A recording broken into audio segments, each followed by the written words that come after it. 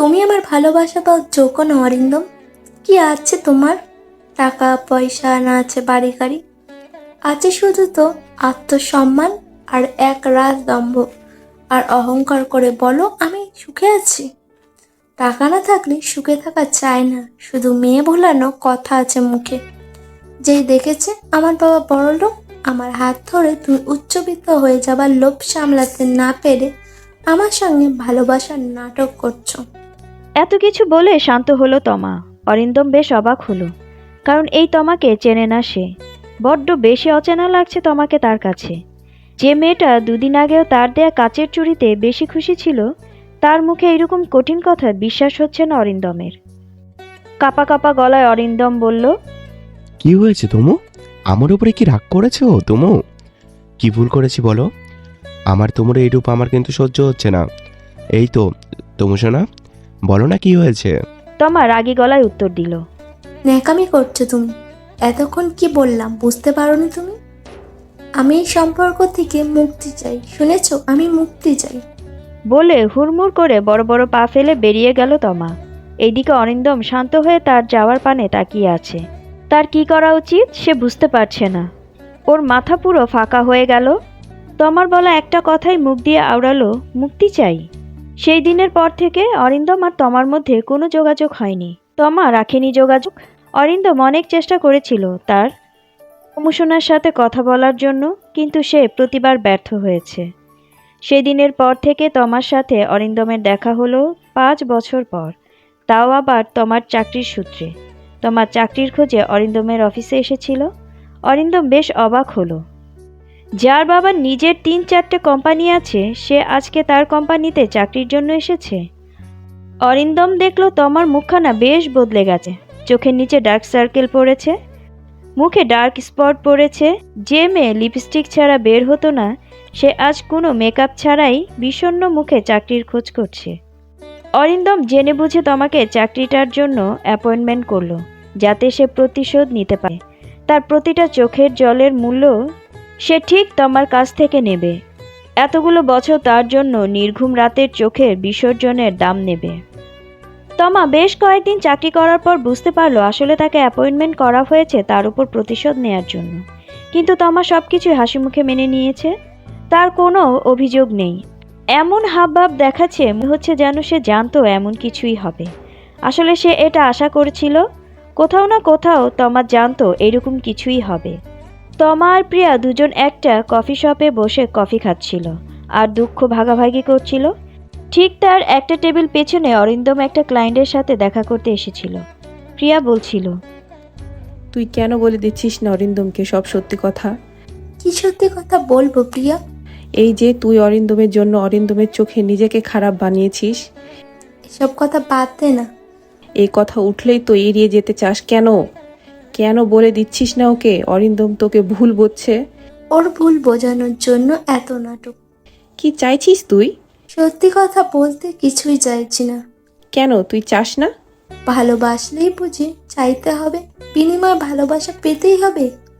কিছু ভালোবাসা অপ্রাপ্তির মধ্যেই অপূর্ণতা পায়, আর সেটি হলো নিঃস্বার্থ ভালোবাসা।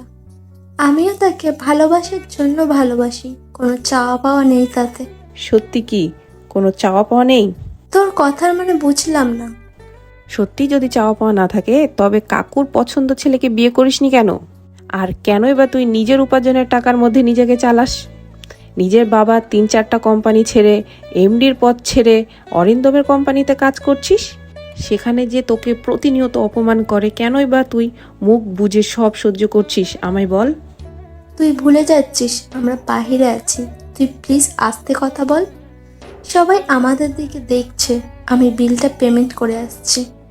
বলেই আর কথা বলার সুযোগ দেয়নি প্রিয়াকে। কাউন্টারের কাছে বিল দিয়ে এসে ওর হাত ধরে নিয়ে বেরিয়ে এলো। অরিন্দম স্তব্ধ হয়ে গেল ওদের কথোপকথন শুনে। তমা আর প্রিয়ার কথা শুনে অরিন্দম কিছুটা কনফিউজড হলো। ওর মনে হচ্ছে ওর কোথাও ভুল আছে, তাই নিজেই নিজেকে প্রশ্ন করলো, এই কথাগুলোর মানে কি? আমি কি তোমাকে ভুল বুঝেছি? ওর বান্ধবী প্রিয়া, প্রশ্নগুলো আমার মাথায় আসেনি কেন? তোমাকে বোঝাতে চাইলো নিঃস্বার্থ ভালোবাসার জন্য ভালোবাসি। কাল তোমার সাথে এই বিষয় নিয়ে কথা বলতে হবে। ওদের কথোপকথন শোনার পর থেকেই অরিন্দম এই একটা বিষয় নিয়ে ভেবেই যাচ্ছে, তাই কোনো রকম দিনটা কাটিয়ে পরের দিন অফিসে অরিন্দম তাড়াতাড়ি চলে এসেছে। অরিন্দম সারা রাত ঘুমাতে পারেনি, প্রশ্নগুলো ওকে ঘুমাতে দেয়নি। কত প্রশ্নবোধক চিহ্ন মাথায় জমে আছে তমাকে নিয়ে। তমাকে অফিসে ঢুকতে দেখে অরিন্দম আরও বেশি ছটফটতে লাগলো। 15 মিনিট পর তমার ডাক পড়লো অরিন্দমের কেবিনে। 5 মিনিট পরে তমা অরিন্দমের কেবিনে নক করলো। মে কামিন স্যার? Yes, coming. কিছু দরকার স্যার? তমার লাস্টের কথা শুনে অরিন্দমের মনে হলো ওকে শুধু তমার কাছে অভিযোগ করে, তারপর নিজে থেকেই দেখলো সত্যিই তো অফিসে আসা থেকে ওর ভুলই ধরে যাচ্ছে। এসব ভাবনা ছেড়ে ফেলে সে প্রশ্নটা করার জন্য ছটফট করতে করতে শেষমেশ প্রশ্নটা করেই বসলো। মিস তমা, আমার কিছু প্রশ্ন জিজ্ঞেস করার আছে আপনার কাছ থেকে। আমি কি কোনো ভুল করেছি স্যার? অরিন্দম একটু অস্বস্তি বোধ করছিল অফিসে এসে পার্সোনাল প্রশ্ন করার জন্য, কিন্তু আজ ওকে প্রশ্ন করতেই হবে। কাল থেকে ও ছটফট করছে প্রশ্নগুলো জানার জন্য, তাই আজকে হাজার অস্বস্তি হলেও প্রশ্নগুলো করবে ভেবে একটা দম ফেলে গভীর প্রশ্ন করলো। মিস তমা, আপনার বাবার অফিস থাকতে আপনি এই অফিসে জব করছেন কেন? হ্যাঁ স্যার, বলুন।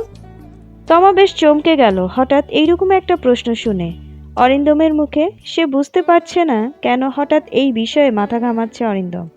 একটু নিজেকে শান্ত করে বিষয় গোপন করতে এই বিষয়টা এড়িয়ে যেতে বলল। Sorry sir. স্যার, এটা আমার একান্ত পার্সোনাল ব্যাপার। আপনার যদি মনে হয় আমার কোনো কাজে গাফিলতি আছে, তাহলে আপনি আমায় বরখাস্ত করতে পারেন। অরিন্দমের মনে প্রশ্নটা আরো বেশি থেকে উঠল। এর তো জানতে একটু ফোঁস করেই বলল, তার মানে আপনি উত্তরটা দেবেন না তমা, তাই তো? তমা এবার অরিন্দমের প্রশ্নের স্বাভাবিক কণ্ঠে উত্তর দিল। আমি নিজের পায়ে দাঁড়াতে চাই, তাই আপনার কোম্পানিতে কাজ করছি। সন্ধিহান দৃষ্টিতে অরিন্দম তমাকে আবারও বলল, সত্যিই কি তাই? চাইলে তো আপনি আপনার বাবার কোম্পানিতে নিজেকেই প্রতিষ্ঠা করতে পারতেন। তাছাড়া আপনার বাবার অবর্তমান সব কিছুই আপনার। আমার কোম্পানিতে আপনি একটা সাধারণ স্টাফ হয়ে আছেন কেন? সরি স্যার, আমি আপনাকে এর চেয়ে বেশি কিছু জানাতে আগ্রহী নই। অরিন্দম বেশ কিছুক্ষণ তমার দিকে তাকিয়ে থাকলো। 7 বছর আগে যে তমার প্রেমে পড়েছিল, আজকের এই মেয়েটার সঙ্গে তার কোনো মিল নেই। কতটা দৃঢ়ভাবে উত্তর দেয় তমা। এখন আর তমার মধ্যে ইনমেচিউর মেয়েটাকে খুঁজে পায় না। অরিন্দমের ধ্যান ভাঙলো তমার প্রশ্নে। তাহলে আমি কি এখন যেতে পারি স্যার? হ্যাঁ, আপনি এখন যেতে পারেন। বলার পর তমা কেবিন থেকে বেরিয়ে গেল। আর ভাবলো হঠাৎ অরিন্দম এইরকম প্রশ্ন করলো কেন। তমা নিজের জায়গায় গিয়ে বসে। আকাশ পাতাল অনেক কিছু ভাবার পরে সে কাজে মন দেয়। সারা সপ্তাহ অফিসে নিজেকে নিয়ে ব্যস্ত থাকা মা, কিন্তু রবিবার তমা নিজের পরিবারের সাথে সময় কাটায়। তাই আজকে রবিবার হওয়ায় একসাথে লাঞ্চ করতে বসেছে নিজের বাবা মার সঙ্গে। আর লাঞ্চের টেবিলে কেউ কোনো কথা বলছে না। তমা বাবা মার চোখের ইশারায় কি যেন কথা বলছে নিজের মধ্যে। তাই তো তমা নিজের কিউরিসিটি আটকাতে না পেরে বলল, বাবা, তুমি কি কিছু বলবে? তমার বাবা হালকা হেসে মেয়ের করা প্রশ্নের উত্তরে বলল তমাকে, আরে মা, তোর সাথে একটু কথা আছে। কি কথা বাবা, বলো। খাওয়া দাওয়া শেষ করে নিয়ে আমার রুমে আয়, ধীরে সুস্থে কথা বলা যাবে। খাওয়ার সময় এত কথা বলতে নেই, খেয়ে নে। কিছু একটা ঘাবড়ে গিয়ে তারপর নিজেকে সামলে নিয়ে স্বাভাবিক গলায় বলল। কি এমন কথা যা খেতে খেতে বলা যাবে না? তমার মা তমার কথা আটকাতে মাঝখান থেকে গভীর কণ্ঠে বলল, আমার সময় এত কথা বলতে হয় না। তমা মায়ের কথা শুনে আর কথা বাড়ায়নি। খাওয়া দাওয়া শেষ করে তমা কিছুক্ষণ পরে তার বাবা মার রুমে গিয়ে বসলো। তমার বাবা কিছুক্ষণ শান্ত থেকে কোমল গলায় মেয়ের মাথায় হাত বুলিয়ে দিতে দিতে বললেন, মা, এখন তো তুই বড় হয়েছিস, বল, আমার বয়স হচ্ছে। আমি চাইছি যে তুই যেহেতু বিজনেস ম্যানেজমেন্ট পড়ছিস, তাই তুই আমার অফিসে গিয়ে আমার অফিসের সব দায়িত্ব নে। তমা বাবার কথা শুনে কিছুক্ষণ চুপ থেকে নিজের মনে কথাগুলো সাজিয়ে নিল। আর বাবার কাছে গিয়ে আর একটু এগিয়ে বাবাকে জড়িয়ে ধরে অনুরোধের সুরে বলল, বাবা, আমায় একটু সময় দাও প্লিজ। তমার বাবা শান্ত গলায় বলল মেয়ের উদ্দেশ্যে, আর কত সময় চাইছিস তুই? 1 বছর আগে একটা ভালো বিয়ের সম্বন্ধ এসেছিল, তুই তো কোনো কিছুই না ভেবে না বলে দিয়েছিলি। আর অজুহাতে বলেছিলিস আমি নিজের পায়ে দাঁড়াতে চাই। মেনে নিয়েছিলাম তো তোর কথা। তবে এখন আমার কোম্পানিতে জয়েন করতে ক্ষতি কোথায়? আমার পরের এইসবই তো তোরই। বাবার কথায় নিজেকে শান্ত রেখে তাচ্ছিল্য করে বলল তমা। একটা সত্যি কথা বলবে বাবা? হ্যাঁ, কিরে? আমি কি তোমার কোনো কথাটা রাখি না বাবা? মানে কি বলতে চাইছো? বিশেষ কিছু নয়, বাদ দাও। আমি এ বিষয় নিয়ে কথা বলতে চাই না। আমাকে আর কিছুদিন সময় দাও, আমি নিজেই তোমার কোম্পানি জয়েন করব তোমার পরের বার বলার আগে। ঠিক আছে, আরো কয়েকদিন সময় নিতে চাইছো, তাই না? তমা বাবাকে জড়িয়ে ধরে অপরাধী গলায় বলল। সরি বাবা, অনেক ভালোবাসি তোমায়। তমার মা অভিমানী গলায় বলল তমাকে। আমার সময় এত কথা বলতে হয় না। আমাকে কি কেউ আর ভালোবাসে? আমি তো সবার চোখে বালি।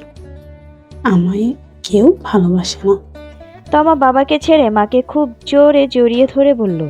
আমার সোনা আমার রাগ করে না, আমি তোমাকে খুব ভালোবাসি, তবে বাবার থেকে একটু কম। বলেই খিলখিল করে হেসে উঠল। তমার কান ধরে বলল তমার মা। বড় পালি হয়ে গেছিস তুই। তমার বাবা হেসে বলল। তোমার মা তো ঠিকই বলেছে, আমার মতো কেউ ভালোবাসে না তোমাকে। বলে বাবা মেয়ে একে অন্যের হাত মেলালো। তমার মা বলল। এই দুটাকে নিয়ে আর পারা যায় না। মেয়ের বাপটা যেমন শয়তান, মেয়েটাও সেরকমই শয়তানি করছে। আমি এদেরকে নিয়ে আর পারি না। এইরকম ভাবে কেটে গেল আরো 2 মাস। তবে 2 মাসে একটা জিনিস ভালো হয়েছে, তোমার সাথে অরিন্দম এখন আর কথায় কথায় তোমাকে অপমান করে না। খুব ভালো করে হয়তো কথা বলে না, তবে প্রতিশোধের নেশাটা কমেছে একটু অরিন্দমের মধ্যে। তোমা এতেই বেশ খুশি। একটা প্রজেক্ট নিয়ে অরিন্দম চিন্তায় থাকে। এই প্রজেক্টের মূল দায়িত্বে আছে তমা আর অয়ন, তোমার সবচেয়ে ভালো বন্ধু। প্রজেক্টের একটা পেপার ভুল করেছে অয়ন। তমা শুধু সেটা নিয়ে অরিন্দমের কেবিনে ঢুকলো। অরিন্দমের মাথাটা সকাল থেকেই বেশ গরম। তমা যখন অরিন্দমের সাথে পেপারটা নিয়ে আলোচনা করতে যাবে, তখন এত গুরুত্বপূর্ণ পেপার ভুল দেখে অরিন্দম বেশ রেগে গেল। রাগী গলায় বলল। মিস তমা, যদি কাজ করার ইচ্ছে না থাকে তাহলে কাজটা ছেড়ে দেন। এটা আপনার বাবার অফিস নয়, আর আপনি এখানকার এমডিও নয়। এত ইম্পর্টেন্ট প্রজেক্ট আপনার খামখেয়ালি চলবে না। খামখেয়ালি এইগুলো আপনি আপনার প্রেমিকের সাথে করবেন। এই প্রজেক্টের একটু ভুল হলে আমি রিজার্ভ করব না। আই হোপ আমি ক্লিয়ার করে বোঝাতে পেরেছি miss Tama. Now you leave. Tama কিছু বলার চেষ্টা করছিল, কিন্তু এত তিক্তময় কথা শুনে তমা কিছুই বলল না। শুধু মাথা নিচু করে বেরিয়ে এলো কেবিন থেকে। বেরিয়ে নিজের ব্যাগ নিয়ে বেরিয়ে গেল অফিস থেকে। বাড়িতে এসে সোজা নিজের রুমে গিয়ে দরজা লাগিয়ে হাউমাউ করে কাঁদতে লাগলো। আর কাঁদতে কাঁদতে বলতে লাগলো। অরিন্দমের মনে এত ভুল ধারণা আমাকে নিয়ে, যার জন্য আমি সব ছেড়েছি। সে আমায় বলছে আমি নাকি খামখেয়ালি করি, যার জন্য ভালো যার ভালোর জন্য নিজেকে অরিন্দমের মনে এত ভুল ধারণা আমাকে নিয়ে, যার জন্য আমি সব ছেড়েছি। সে আমায় বলছে আমি নাকি খামখেয়ালি করি, যার ভালোর জন্য নিজেকে বয়সে আগে বড় করে ফেলেছি। সে বলছে আমি নাকি প্রেমিকের সাথে খামখেয়ালি করছি, যার কারণে আমি নিজের কিশোরী জীবনের আবেগগুলো তুচ্ছ করে নিজেকে তার চোখে খারাপ বানিয়েছি। প্রতি রাতে চোখে জল ফেলেছি। সে বলছে আমি খামখেয়ালি করি। খামখেয়ালি তো 17 বছর বয়সে ছেড়ে দিয়েছিলাম, শুধু তোমাকে প্রতিষ্ঠা করে তুলবো বলে। খামখেয়ালি আমি তখনই ছেড়ে দিয়েছি। এখন একটুও ভালোবাসো না আমায়, কিন্তু আমি তোমাকে যে বড্ড ভালোবাসি, শুনছো? তোমার তমু সোনা তোমায় বড্ড ভালোবাসে। তবে আজকের কথাগুলোর মূল্য তোমায় দিতে হবে। তোমার কোনো ভুল ধারণা আমি ভাঙবো না। এই চাকরিটা আমি ছেড়ে দেব, আর তোমার সামনে যাব না, আর কোনো খামখেয়ালি করব না। কথাগুলো বলতে বলতে খুব কাঁদছিল তমা। পরের দিন অফিসে গিয়ে প্রজেক্টের মিটিং সেরে নিজের ডেস্কে গিয়ে বসলো তমা। খুব ভালো করে প্রজেক্ট রিপ্রেজেন্ট করলো তমা। ডেস্কে বসে নিজের রিজাইন লেটার লিখে তার একটি কপি বের করে নিল এবং খামে ভরে রাখলো। খামটা দেখে নিজেই একটু তাচ্ছিলের হাসি হাসলো। তারপর পিয়নকে ডেকে বলল। জেঠু, স্যার কেবিনে গেলে একটু বলো তো। ঠিক আছে মামনি, আমি জানিয়ে দেব তোমায়। ধন্যবাদ জেঠু। মামনি, তোমাকে কফি দেব? তোমায় খুব ক্লান্ত দেখাচ্ছে। ঠিক আছে জেঠু, 1 কাপ কড়া করে কফি দাও। বলেই পিয়ন চলে গেল। কিছুক্ষণ পর অয়ন এসে দাঁড়ালো আর বলল, কংগ্রাচুলেশন তমা। কি জন্য? এই যে এত ভালো করে প্রেজেন্টেশন দিলে, এবার তো প্রমোশন নিশ্চিত তোমার। দেখা যাবে কালকে তোমার প্রমোশন লেটার চলে এলো। আরেকটা বিষয় নিয়ে তোমার কাছ থেকে আমার ক্ষমা চাওয়ার আছে। কি বিষয়? এই যে আমার ভুলের জন্য তোমার কতগুলো কথা শুনতে হলো স্যারের কাছ থেকে। আই এম সরি তোমা, আর থ্যাংক ইউ। কিসের জন্য ধন্যবাদ? এই যে স্যারের কাছে তুমি আমায় নিয়ে নালিশ করনি, এটা অফিসের অন্য কেউ হলে নালিশ না করে ছাড়তো না, তাই থ্যাংক ইউ। বাদ দাও তো এসব কথা, আর বন্ধুত্ব এত ফর্মালিটি চলে না। একটা সত্য কথা বলবো তোমা? কি বলবে বলো।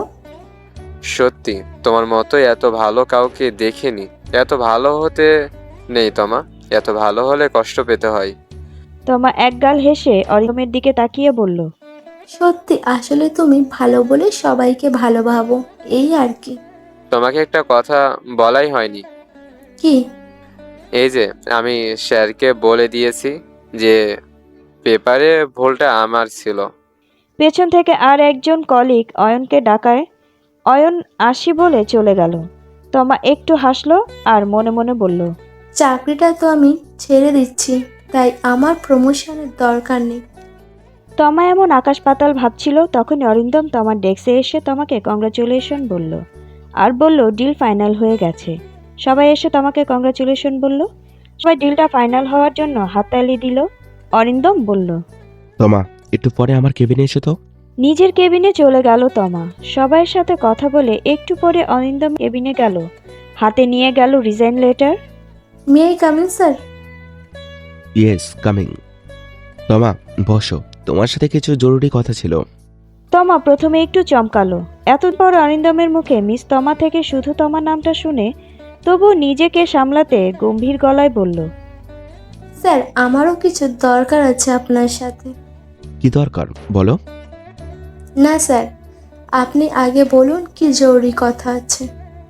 অরিন্দম কিছুটা ইতস্তত বোধ করলো। অপরাধী কণ্ঠে তমাকে বলল, সরি তোমা, আমি তোমার সাথে কালকেরে একটু বেশি রুট ব্যবহার করে ফেলেছি। আসলে কালকেরে কোনো কারণে মাথাটা গরম ছিল, তারপর ভুল থেকে আরও মাথা গরম হয়ে গিয়েছিল। সরি তোমা, তোমায় অতগুলো খারাপ কথা বলা উচিত হয়নি। তমা স্বাভাবিক কণ্ঠে বলল, না স্যার, কোনো ব্যাপার না।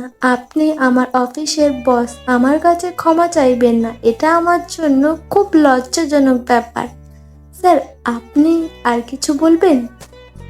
প্লিজ তোমা, এরকমভাবে বলো না। আমি জানি সেদিন তোমার কোনো ভুল ছিল না। অয়ন আমায় সব বলেছে, সেই কারণে আমি তোমাকে সরি বলছি। হ্যাঁ, আমি তোমার প্রমোশন লেটার তোমায় পাঠিয়ে দিচ্ছি। প্রমোশনের জন্য কংগ্রেচুলেশন। স্যার, আমি আপনাকে এটা দিতে এসেছিলাম। চিঠিটা টেবিলে রাখে অরিন্দম কৌতূহলী হয়ে বলল, কি আছে এতে? স্যার, আমি রিজাইন করছি, এটা তারই লেটার। অরিন্দম বেশ অবাক হলো হঠাৎ তমা রিজাইনের সিদ্ধান্ত নেয়। অরিন্দম ব্যস্ত হয়ে প্রশ্ন করলো তমাকে, হঠাৎ রিজাইন করার সিদ্ধান্ত কেন? আমার কালকেরে খারাপ ব্যবহার করার জন্য সরি বললাম তো। না স্যার, সেরকম কিছু না। আমার কিছু পার্সোনাল প্রবলেমের জন্য রিজাইন করছি। তমা স্বাভাবিক কণ্ঠে দৃঢ়ভাবে বলল। অরিন্দম একটু ভাবুক হয়ে বলল, অনেক পরিবর্তন হয়ে গেছো তুমি তোমা। কত কঠিন বিষয়ে তুমি স্বাভাবিক হয়ে আছো। তমা তাচ্ছিল্য করে বলল, সব সময় খামখেয়ালি চলে না স্যার। সবাই তো আর আমার প্রেমিক নয় যে আমার সব খামখেয়ালি সহ্য করবে। আগের দিনের কথাগুলোর প্রতিশোধ নিচ্ছ না? না স্যার, আমার এত স্বার্থ কোথায় আপনার উপর প্রতিশোধ নেব। স্যার, তবে আমি আসি। অরিন্দম একটু কিন্তু করে আবার বলল, সত্যি সত্যি তুমি চাকরিটা ছেড়ে দেবে? প্রশ্নবোধক দৃষ্টিতে তমার দিকে তাকিয়ে প্রশ্নটা ছুড়ে দিল। তমা উত্তর দিচ্ছে না দেখে অরিন্দম বলল, তোমার অপমানের ক্ষতিপূরণ হিসেবে আজ আমার সাথে লাঞ্চে চলো। না স্যার, এত কিছু দরকার নেই। তুমি লাঞ্চে না গেলে আমি ভাবো তুমি আমায় ক্ষমা করনি। তমা বেশ অস্বস্তি বোধ করে বলল, ওকে স্যার, লাঞ্চে যাব। অরিন্দম বেশ খুশি হয়ে বলল, থ্যাংক ইউ তোমা, দুপুর তো প্রায় হয়ে এসেছে, চলো এখনই বেরিয়ে পড়ি। স্যার কোথায় যাব? লাঞ্চে।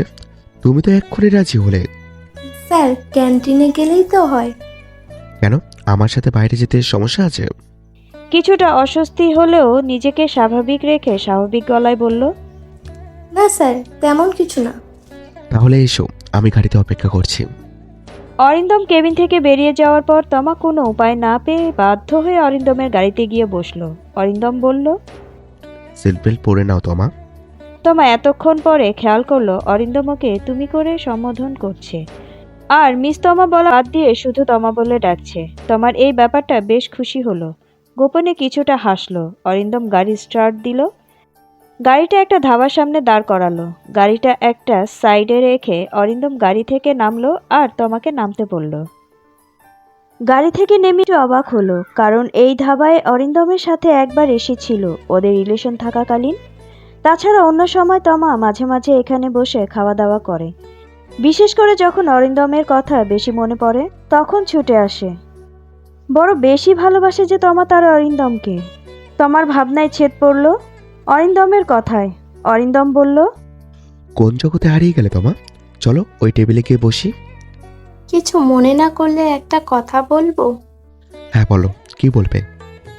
আমরা ধাবায় এসেছি কেন? আমরা তো কোনো রেস্টুরেন্টে গিয়ে বসতে পারি। কেন, তোমার ভালো লাগছে না? না আসলে কথাটা একটু বলেই চুপ হয়ে গেল তমা। অরিন্দমের মন খারাপ হয়ে গেল তমার কথা শুনে শুনে তবু মন খারাপ প্রকাশ না করে স্বাভাবিক কণ্ঠে বলল তমাকে, অনেক বদলে গেছো তুমি তমা। যখন তোমায় নিয়ে প্রথমে এসেছিলাম এই ধারায়, তুমি বড্ড বেশি খুশি হয়েছিলে, আর তুমি বলেছিলে পরের বার থেকে আমরা প্রতিবারই এইভাবেই বসে খাবো। তমার কেমন একটা লাগছে, না খুব ভালো আবার না খুব খারাপ, কেমন যেন একটা।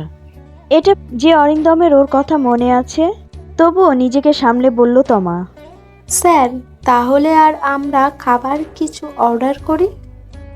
হ্যাঁ, আমি ডাকছি। তমা নিজেই অজয়দা বলে ডাকলো একটা লোককে। পেছনে ওয়েটার এসে বলল, বলো তোমার দিদি, কয়েকদিন পরে এলে, এখন তো তোমায় আর আসতে দেখিনি। ভালো আছি অজয়দা, তুমি কেমন আছো? আমি ভালো আছি। ওটা কে দিদি? অরিন্দমের দিকে তাকিয়ে প্রশ্ন ছুড়ে দিল তমা। মিষ্টি হেসে উত্তরে বলল, উনি আমার অফিসের বস। স্যার কি খাবেন বলুন? অজয় আর তমার কথোপকথনে অরিন্দম বেশ অবাক হল। প্রথমে ভেবেছিল তমা হয়তো এত সস্তা ধাবায় বসে খেতে অসুবিধে হবে। অরিন্দম নিজেই এখন আর রাস্তায় ধাবার ধারে বসে খাবার খায় না, অথচ তমাকে এখানে সবাই বেশ চেনে বলেই মনে হচ্ছে। তার মানে তমা এখানে ভালোই যাতায়াত করে। তমার একজন ওয়েটারকে দাদা বলে সম্বোধন করবে এটা আশা করেনি। এসব ভাবনার মধ্যেই তমা অরিন্দমকে ডেকে বলল, কি খাবেন স্যার? তোমার যেটা ইচ্ছে আজ আমি সেটাই খাবো। তারপর তমা নিজের জন্য এক প্লেট রুটি তড়কা আর অরিন্দমের জন্য এখানকার ভালো ভালো আইটেমগুলো অর্ডার করলো। ওয়েটার অর্ডার নিয়ে চলে গেল। অরিন্দম বলতে শুরু করলো তমাকে। তমা কথাটা শুনে শুধু মৃদু হাসলো। কিছু বলার আগেই ওয়েটার খাবার রাখতে শুরু করলো। তবে তুমি কি এখানে প্রায় আসো? হ্যাঁ স্যার, মাঝে মাঝে আসি। এখানে আমি তোমার বস নই, সো স্যার বলার প্রয়োজন নেই। যেখানেই হোক আমাদের সম্পর্ক বস আর এমপ্লয়ির, তাই আপনাকে সবসময় স্যার বলে ডাকাটাই উচিত আমি মনে করি। চাকরিটা তো ছেড়ে দিয়েছো, সো সেই দিক থেকে দেখতে গেলে আমি আর তোমার বস নই। বস আর এমপ্লয়ির সম্পর্কে আমরা এখানে বসে আছি। তুমি বড্ড জটিল হয়ে গেছো। ওয়েটার খাবার দিয়ে যাওয়ার পরে কথা বলতে বলতে খাওয়া দাওয়া শেষ করে। টাকাটা টমা দিল। সেটা একদমই পছন্দ হলো না অরিন্দমের, তবুও নিজেকে শান্ত রেখে গাড়িতে এসে বসলো। তমার গাড়িতে না উঠে গাড়ির বাইরে দাঁড়িয়ে বলতে শুরু করলো, স্যার আমি এখান থেকে একাই যেতে পারবো। অরিন্দম শান্ত গলায় অনেকবার তমাকে বাড়ি ছেড়ে দিয়ে আসার কথা বলল, কিন্তু তমা বারবার না বলার জন্য অরিন্দম বেশ রেগে গিয়ে বলল, আমি তোমার মতো কাউকে মাঝ রাস্তায় ছেড়ে আসা পছন্দ করি না, তাই গাড়িতে ওঠো, আমি তোমাকে বাড়িতে ছেড়ে দিয়ে আসছি। তমা বেশ অপমানিত বোধ করলো, তবু নিজেকে শান্ত রেখে উঠে বসলো। অরিন্দম কিছুক্ষণ পর মাথা ঠান্ডা হলে বুঝতে পারলো ও কি বলে ফেলেছে। অরিন্দম সরি বলার আগেই তমা বলল। স্যার গাড়িটা থামান, বাড়ি চলে আসছি। অরিন্দম গাড়ি থামিয়ে সরি বলার আগেই তমা একবার পেছনে ফিরে বাড়ি ঢুকে গেল। অরিন্দম কিছুক্ষণ গাড়িতে চুপচাপ বসে থাকলো, তারপর গাড়ি নিয়ে নিজের বাড়ি চলে গেল। তমা রুমে ঢুকে দরজা বন্ধ করে কাঁদতে কাঁদতে ভাবতে লাগলো। এখনো এত ক্ষোভ অরিন্দমের মনে আমাকে নিয়ে। কথায় কথায় ঠিক মনে করিয়ে দেয় যে আমি তাকে ছেড়ে এসেছিলাম। ছেড়ে আসা মানুষরাই হয় প্রতারক, লোভী, অহংকারী। কখনো ভেবে দেখলে না হঠাৎ করে কেন আমি সেদিন তোমাকে ছেড়ে এসেছিলাম? যে মেয়েটা দুদিন আগেও তোমার কিনে দেওয়া কাঁচের চুড়িতে খুশি ছিল, হঠাৎ একদিন এসে অহংকারী হয়ে যাবে। কাল থেকে আমি বাবার অফিসে জয়েন করব। এতদিন অহংকার মুক্ত হয়ে থেকে আমি কিছুই পেলাম না। এবার আমি সত্যি কঠিন আর অহংকারী হব। কাউকে আর নিজেকে আঘাত করার সুযোগ দেব না। রাতের বেলা ডিনার করতে বাবা মার সঙ্গে বসে আছে তমা। খেতে খেতে হঠাৎ বাবাকে বলল। কালকে আমি অফিসে জয়েন করব বাবা। হঠাৎ করে এটা শুনে বেশ অবাক হলেন তুফান বাবু। নিজেকে সামলে বললেন, হঠাৎ এই সিদ্ধান্ত? তুমি তো বলেছিলে কয়েকদিন আগে, তাই ভাবলাম আর দেরি করা উচিত হবে না। তাই কালকেই আমি জয়েন করতে চাই। কিন্তু কোনো কিন্তু নয়, জয়েন করলে কালকে করব। ঠিক আছে, তুমি যখন বলছো তাই হবে। Thank you papa. লতা যাও, ফ্রিজ থেকে আইসক্রিমটা নিয়ে আসো। কাল থেকে মেয়ে অফিস জয়েন করেছে, এই উপলক্ষে আইসক্রিম খাওয়া যাক। তমা নিজের মুখে হাসি ফুটিয়ে মাকে বলল, না, এক্ষুনি না। ডিনার শেষ করে আমরা লবিতে বসে গল্প করতে করতে আইসক্রিম খাবো। তুফান বাবু খুব খুশি নিজের মেয়ে এত খুশি দেখে, কিন্তু লতা দেবী খুশি নয়, কারণ সে বুঝতে পারছে মেয়ের মনে কিছু একটা চলছে, যার কারণে তবুও নিজেকে স্বাভাবিক রাখলো। কিছুক্ষণ পরে খেতে বসলেন। খেতে খেতে অনেক গল্প করলেন। গল্প শেষে বাবাকে রুমে যেতে বলে নিজেই আইসক্রিমের বাটিগুলো রান্নাঘরে রাখতে গেল। মেয়ের হাত ধরে মেয়েকে সোফায় বসিয়ে নিজে বসলেন। মেয়েকে জড়িয়ে ধরে আদর করে মাথায় হাত বুলাতে বুলাতে প্রশ্ন করলেন। তোমার কথাটা লুকিয়ে যাওয়ার জন্য হাসি মুখে মাকে বলল। তমা কথাটা লুকিয়ে যাওয়ার জন্য হাসি মুখেই মাকে বলল, না মা, কিছুই হয়নি। তুমি এমনই আমায় নিয়ে টেনশন করছো, তাই তোমার মনে হচ্ছে হয়তো। তমার মা একটু হেসে মেয়েকে আরেকটু শক্ত করে জড়িয়ে ধরে ধীর কণ্ঠে মেয়েকে বলল, সোনা, তুই ভুলে যাচ্ছিস আমি তোর মা। তোর মুখে বলা কথা আর চোখের ভাষা একই কথা বলছে না, আর সেটা আমি তোর মা হয়ে বুঝতে পারছি। তমা এবার নিজেকে আটকাতে পারল না, তাই মায়ের কোলে মুখ গুজে কেঁদে উঠল। তার মাথায় হাত বুলিয়ে দিতে লাগলেন। লতা দেবী মেয়েকে কাঁদতে দিলেন ততক্ষণ যতক্ষণ অবধি মেয়ের মন হালকা হচ্ছে, আর বলল, এবার শান্ত হতো সোনা, অনেক রাত হয়ে গেছে, এবার ঘুমিয়ে পড়বি চল। তমা নিজেকে শান্ত করে মায়ের সাথে নিজের রুমে ঘুমাতে গেলে বিছানায় শুয়ে মায়ের কোলে মাথা রেখে ঘুমিয়ে গেল। কিন্তু সারা রাত চোখের পাতা এক করতে পারেননি লতা দেবী। লতা দেবী জানেন তমা অরিন্দমকে কতটা ভালোবাসে, তাই তিনি ঠিক করলেন এ বিষয়ে স্বামীর সঙ্গে কথা বলবেন তিনি। তাছাড়া অরিন্দম এখন নিজেই একজন সফল ব্যবসায়ী, তাই তার স্বামীর না বলার কোনো কারণ নেই। আকাশ পাতাল ভাবতে ভাবতে সকাল হয়ে গেল। সকালবেলা সবাই একসঙ্গে ব্রেকফাস্ট করলো, তারপর বেরিয়ে গেল অফিসের উদ্দেশ্যে। এইদিকে অরিন্দমের বেশ খারাপ অবস্থা। অপমান করুক আর যাই করুক, তমাকে তো দিতে পেত।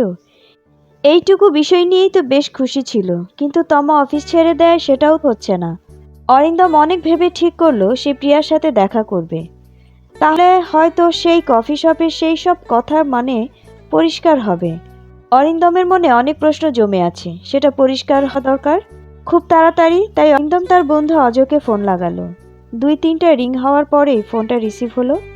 ফোনের ওপাশ থেকে অজয় একটু মজা করে বলল, কিরে বড় ব্যবসায়ী, ভুলে গেছিস তো?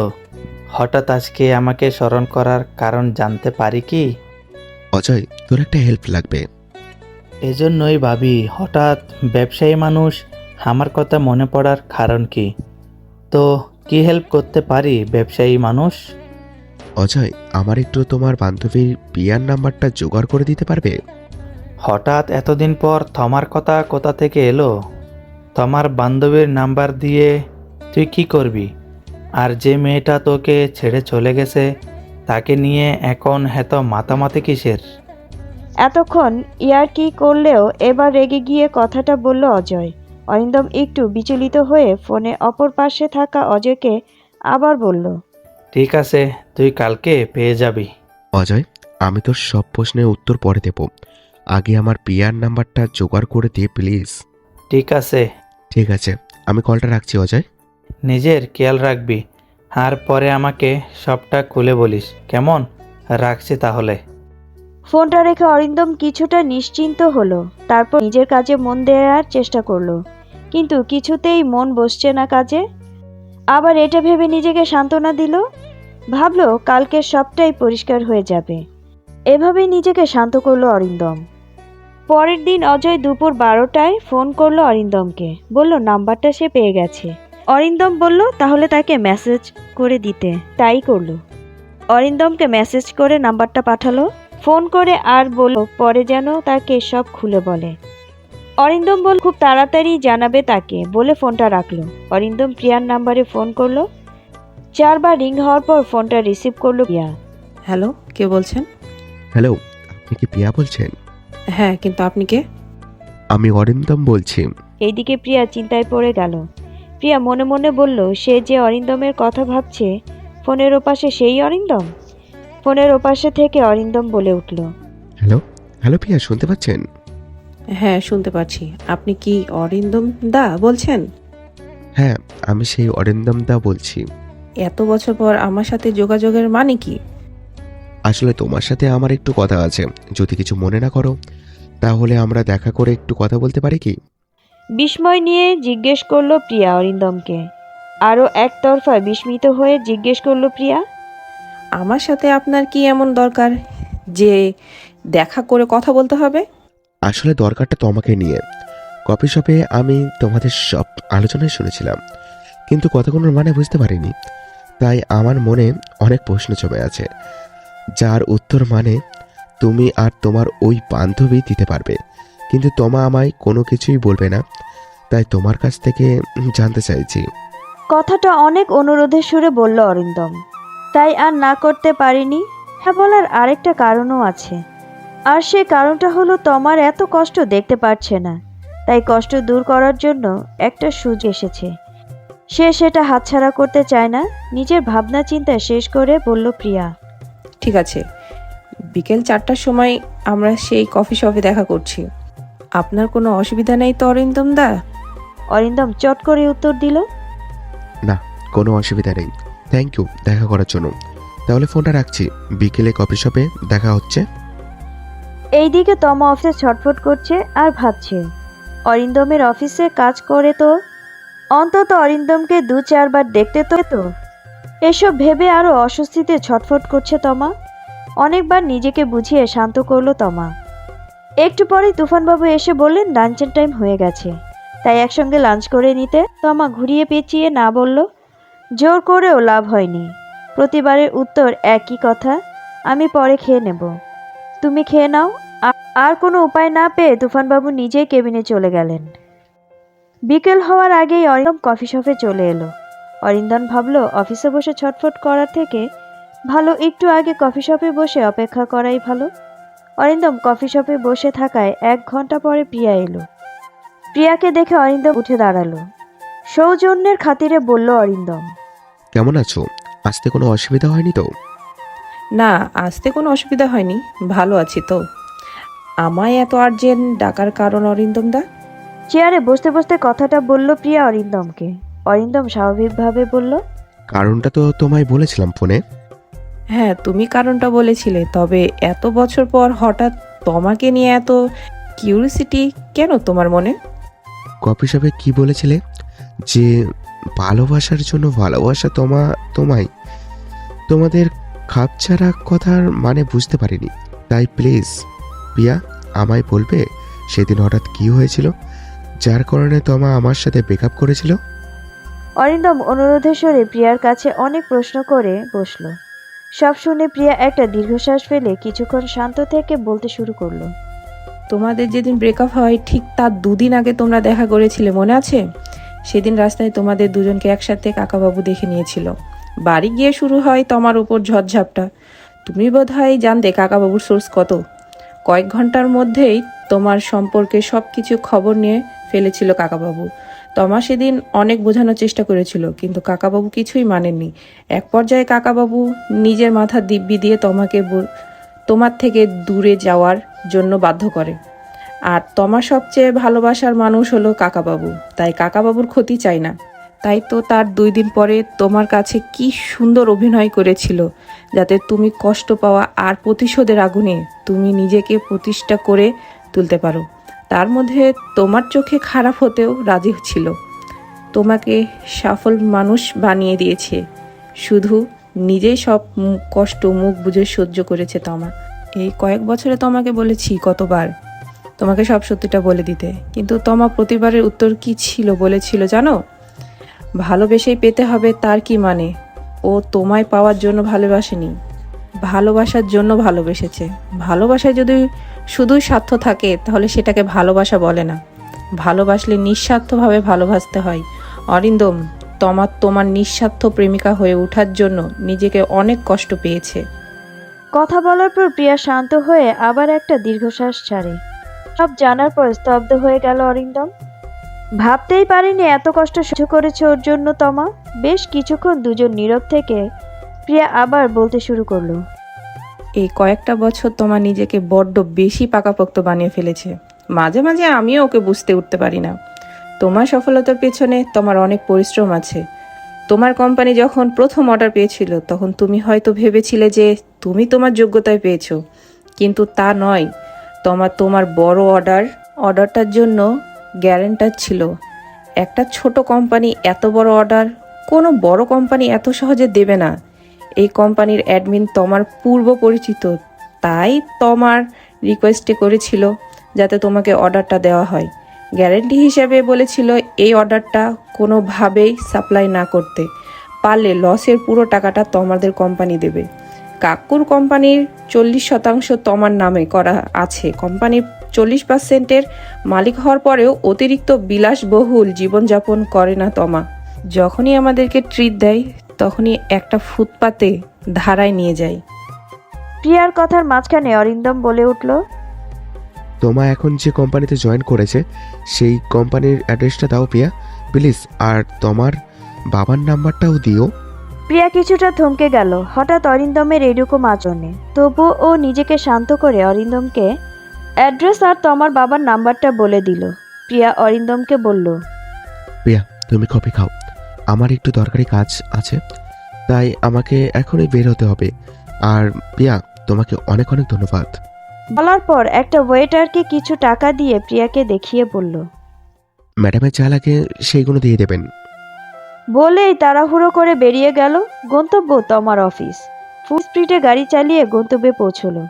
অফিসে ঢুকে একজন স্টাফকে বলল যে তাদের ম্যাম তোমার সাথে দেখা করতে চায়, খুব আর্জেন্ট, একটু তাড়াতাড়ি দেখা করিয়ে দিতে। অফিসের পিয়ন বলল। অরিন্দম তোমার চেম্বারে নক করলো। তোমার না দেখে আসতে বলল। অরিন্দম দরজা ঠেলে কেবিনে প্রবেশ করলো।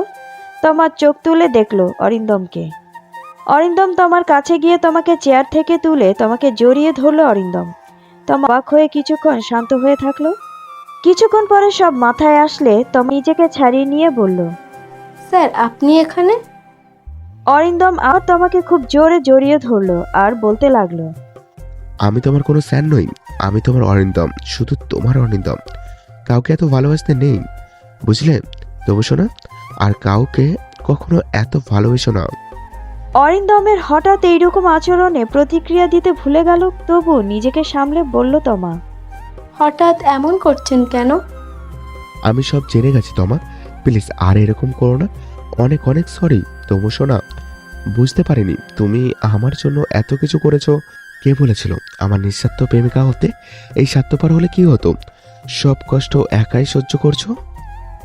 তুমি আমার থেকে দূরে চলে যাও অরিন্দম, বাবা জানতে পারলে অনেক কষ্ট পাবে। তোমার কথা শেষ করার আগেই তুফানবাবু আর লতা দেবী চেম্বারে প্রবেশ করলেন। ওনাদের দেখে অরিন্দম তোমার থেকে সরে দাঁড়ালো। তুফানবাবু বলতে শুরু করলো, আমায় কি তোর এত স্বার্থপর মনে হয় মামুনি? লতা দেবী নিজের মেয়েকে জড়িয়ে ধরে বলল, তোর বাবা সব জানে, আর তাছাড়া তোর বাবা অনেক আগেই তোদের সম্পর্কটা মেনে নিয়েছে। তোর বাবা যে তোকে বড্ড ভালোবাসে, তাই তোর কষ্টটা মানুষটার চোখে এড়ায়নি। অরিন্দম আসার আগে আমাদেরকে সব বলে এখানে এসেছে। তমা মাকে ছেড়ে বাবাকে জড়িয়ে ধরে কাঁদতে শুরু করলো। তুফানবাবু মেয়ের মাথায় হাত বুলিয়ে বলল, আগামী 10 দিনের মধ্যে তোদের বিয়ের দিন ঠিক করা হয়েছে। বলেই মেয়ের মাথায় একটা চুমু খেয়ে ওদের দুজনকে স্পেস দিয়ে তুফানবাবু লতা দেবী বেরিয়ে গেলেন কেবিন থেকে। ওনারা বেরিয়ে যাওয়ার সঙ্গে সঙ্গে অরিন্দম আবার তমাকে জড়িয়ে ধরল। তমাও অরিন্দমকে জড়িয়ে ধরে বলতে লাগলো, এখনো কি আমাকে ততটাই ভালোবাসো? আমাকে খুব স্বার্থপর ভেবেছিলে না তুমি? তুমি স্বার্থপর ভাবতে বাধ্য করেছ, কিন্তু তুমি তো নিঃস্বার্থে প্রেমিকা হয়ে উঠেছ। আমার তবু সোনাকে বড্ড ভালোবাসি। আর সরে সোনা, না চাইতেও তোমাকে অনেক অপমান করে ফেলেছি। রাগ আর অভিমান থেকে আর কখনো তোমাকে কষ্ট দেব না। আমি তোমার মতো নিঃস্বার্থ প্রেমিক হতে পারবো না। নিজের স্বার্থর জন্য তোমায় ভালো রাখবো, পাক্কা প্রমিস সোনা। 10 দিন পর তমা আর অরিন্দমের শুভ পরিণয় ঘটল। তমার বাবা নিজেই সম্প্রদায় করেছে। তমা আর অরিন্দমের বিবাহিত জীবন নিয়ে যাতে সুখের হয় তার জন্য প্রার্থনা করবেন। এরকম কিছু প্রেমিক প্রেমিকা আছে যারা ভালোবাসার জন্যই ভালোবাসে, আর সেই ভালোবাসাকে নিঃস্বার্থ ভালোবাসাই বলে, যেটা তমার মনে ছিল। অরিন্দমকে নিজে পাওয়ার আগে ওর ভালোবাসার মানুষের ভালো থাকা দরকার। তমা আমাদের এটাই শিখালো, ভালোবাসা ভালো রাখার জন্য, শুধু ভালো থাকার জন্য না, ভালোবাসা শুধুই ভালোবাসার জন্য।